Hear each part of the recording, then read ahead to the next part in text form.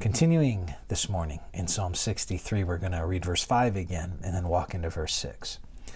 My soul will be satisfied with fat and rich food, and my mouth will praise you with joyful lips.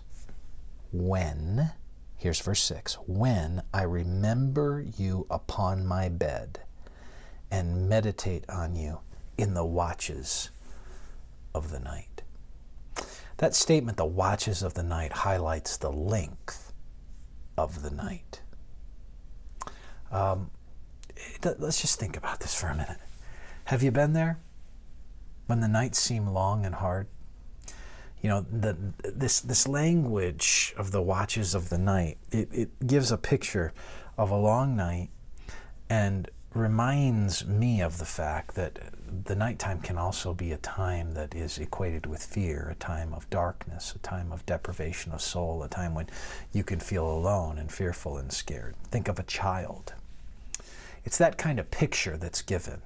And it's then, he says, that I remember you upon my bed. See, the previous verse we talked about how you determine to delight in God. By determining to delight in God, guess what happens? You prepare your soul for the night. You prepare your soul for the dark. You prepare your soul for when you can't see, when you don't know, when you need to cry out for God, and when you need to trust in Him, when all seems to your senses like He is aloof from you. Probably my favorite verses in terms of comforting verses in the midst of darkness are Job 35, 9 and 10. Because of the multitude of oppressions, people cry out.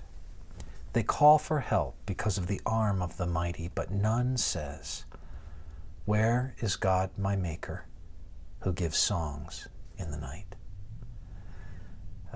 Singing over you in your nighttime like a father singing over his scared child.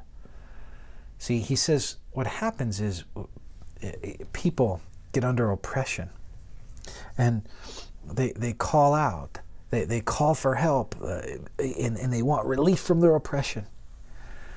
But here's what they should do. Instead, they should say, in the midst of my oppression, God, will you comfort me? See, God may not remove the dark, but God will be with you in the dark.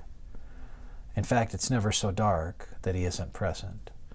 And so I want to encourage you that part of, or an effect of determining to delight in Him is that God is available and can manifest His presence to you in the watches of your night.